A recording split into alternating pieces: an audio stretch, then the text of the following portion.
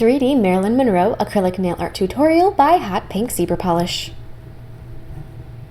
Hi everyone, in today's video I'm going to be doing this really super iconic Marilyn Monroe when she's standing on top of the subway grate and her white dress is billowing all around her.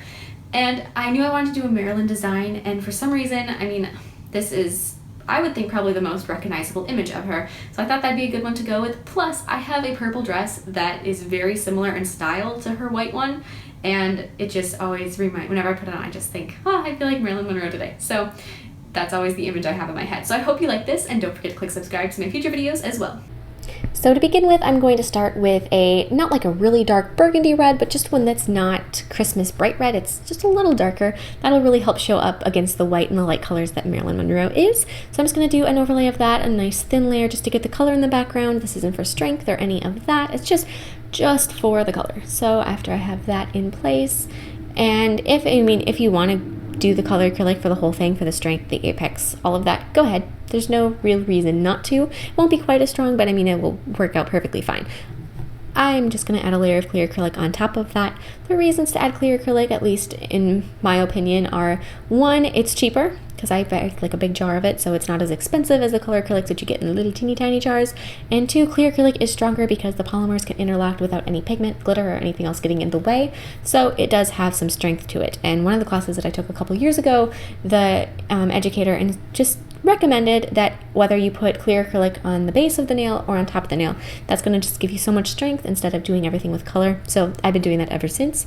And then I'm going to be filing the nail with a 180 grit file just to really perfect that shape and make sure that everything is thick in the right spots, thin in the right spots, all that. And then buff it with a 240 grit padded buffer to remove scratches that the first file may have left behind. For this particular design, I would highly recommend not applying a gel sealer until the end. So now I'm going to start sculpting out my Marilyn Monroe, and I'm going to begin with all of her skin that's showing besides the forearm of the arm that is touching her chin. So this is going to be her head, and then working on her neck, and she's leaning forward, so you don't really see much of her neck. It's like her shoulders that are sticking out. So add the part of her skin that goes between the dress, so like a little triangle coming down, and then I'm going to be adding her shoulders. And my camera ran out of battery or SD card, or I don't know, it ran out of something, so I missed part of this part. So after you have all of the white done, so it's that, and then also at her legs, cover all of that with some cover pink color, and then that part will be good to go. So it goes white and then cover pink. And like I said, my camera decided to cut out on me right there, unfortunately. So then after you have the cover pink on there, so she's got a nice fleshy color, go ahead and start adding her dress. And I began with the top of her dress, so right there, just like a halter style, and then she's got like a little boy short over the top of her leg, so add that too, just a little tiny cap of white on the top of that leg, and then start adding her dress. And her dress is the reason, or her skirt of her dress is the reason why you want to make sure not to have gel sealer on it, because it's going to press out really nice and thin and give you the best dress sheerness appearance that you can get. So I'm going to start with one side and then just add the part of the dress that you can see that's fanning out around her. So just lay that bead down and then press it out as thin as you can get it. And if you get it nice and thin, that is going to give it just a slight clear appearance. And then again, my camera, who knows what was going on that time. It cut out, but you just add a little bit more going up over the top to make it look like it's got. So the first part that you added was behind her, and then you're going to add that little bit that's going over the top. And then with white, we're going to add that section of arm that's coming up and the hand that she's resting her chin on. So it's just a little tiny thin bit of acrylic there, and then cover that section once you have that in place the way you like it with some more of that cover pink. If you have a cover pink or a tan color that is super opaque and you're not worried about any of that red showing through, you can skip over the white step because it's not necessary. It's only necessary if your cover pink isn't 100% opaque and some of that red deep color is going to seep through, because you don't want her to look bloody or bruised. So then I'm going to take more white acrylic and I'm going to be adding her little shoes. Take very, very small beads of acrylic for doing her shoes. So you just want to get just the very teensiest amount of acrylic on the tip of your brush, just so that her shoes aren't looking so clunky. You want to make sure they look really thin and dainty. And then with white acrylic, I'm going to be adding her hair. I looked through all of my colors acrylic trying to decide what one of them I wanted to use her hair for, and I ended up deciding I didn't like any of them and that I would just paint her hair later. So that's what I'm doing with white. If you have a soft goldy acrylic that you think is the right color for her hair, go ahead and use that instead of painting it if that's easier for you. I just was not feeling any of the colors that I was looking at, so I decided I'd paint it later and I'd figure that part out and the next step.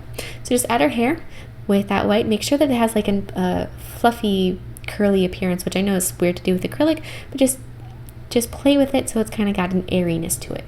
Then with black paint, I'm going to start doing her outlines, and I have diluted my black paint slightly just so it's easier to paint with, just so it's thinner and easier to work with.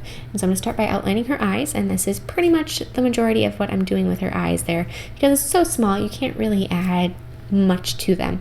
And then I'm going to be adding her eyebrows. Once again, all of these details are so teeny tiny that you really have to just sort of hint them in place. And so I'm going to do slight outlines here and there, any place I need to, mainly where her skin is touching her skin.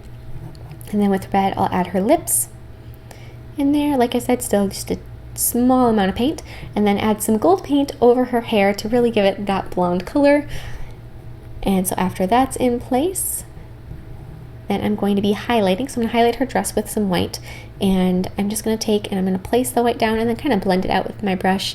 And then add, so any of the edges of the dress, I'm going to be adding that white highlight on, just to really make it look, you don't want to completely paint the dress in white because you do want some of the red to show through with the white, just so that it does have almost a sheer quality to it. So just highlight ever so slightly here and there with that, just to brighten it up.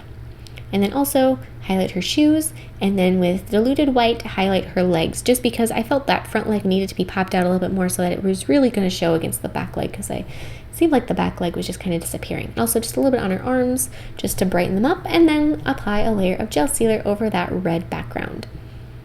And after you have your gel sealer on there, you can go ahead and cure that. And don't over apply the gel sealer, make sure it's a really thin layer, because if you get too much on there, it's going to pool over the top of the 3D, and that isn't really what you want. And then apply a layer of matte top coat over the top of her, and you are all done. I am loving this design. It is so iconic to me. I will probably have to make this one into a ring, because like I said, it's just, I don't know. I like this one. I hope you like it too. And don't forget to share recreations with me on Facebook and Instagram. I would absolutely love to see them, and I will see you in my next video. Bye!